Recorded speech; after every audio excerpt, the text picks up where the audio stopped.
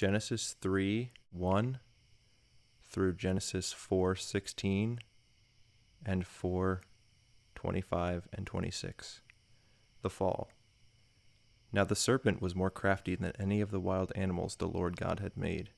He said to the woman, "Did God really say you must not eat from any tree in the garden?" The woman said to the serpent, "We may eat fruit from the trees in the garden, but God did say, 'You must not eat fruit from the tree that is in the middle of the garden, and you must not touch it, or you will die.'" "You will not certainly die," the serpent said to the woman, "for God knows that when you eat from it, your eyes will be opened, and you will be like God, knowing good and evil."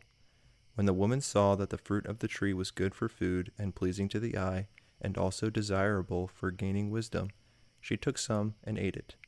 She also gave some to her husband, who was with her, and he ate it. Then the eyes of both of them were opened, and they realized they were naked. So they sewed fig leaves together and made coverings for themselves.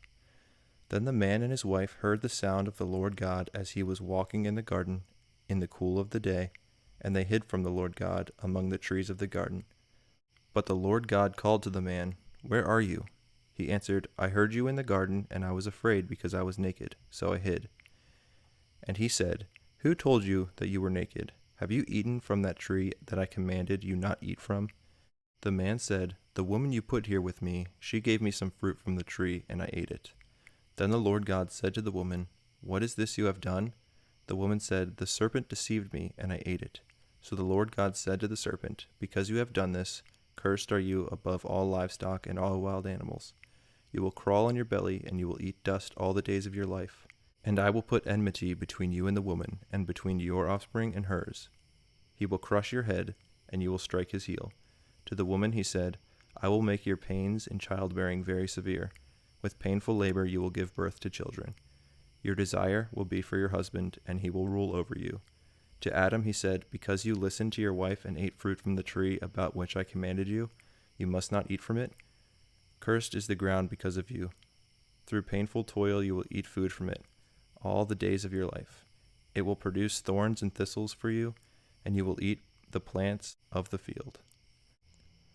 By the sweat of your brow you will eat your food until you return to the ground, since from it you were taken, for dust you are, and to dust you will return."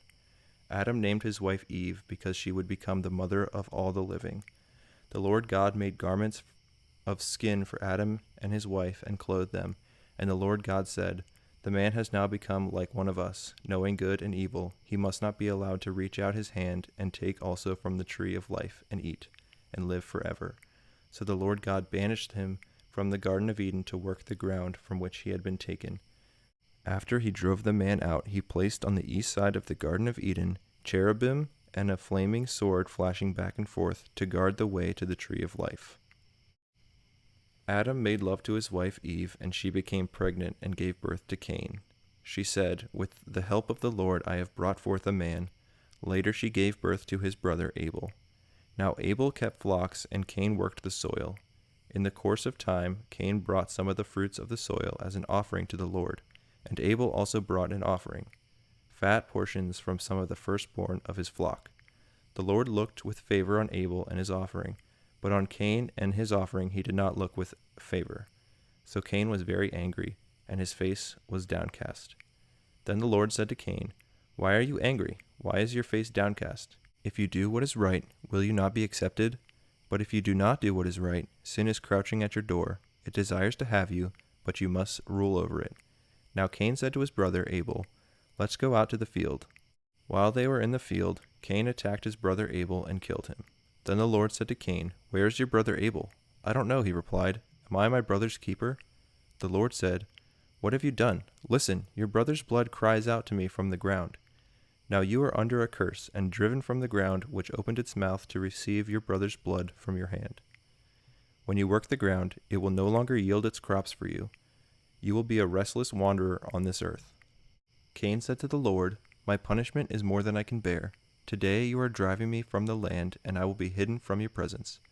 I will be a restless wanderer on the earth, and whoever finds me will kill me." But the Lord said to him, "Not so. Anyone who kills Cain will suffer vengeance 7 times over." Then the Lord put a mark on Cain so that no one who found him would kill him. So Cain went out from the Lord's presence and lived in the land of Nod, east of Eden. Adam made love to his wife again, and she gave birth to a son, and named him Seth, saying, God has granted me another child in place of Abel, since Cain killed him. Seth also had a son, and he named him Enosh. At that time people began to call on the name of the Lord.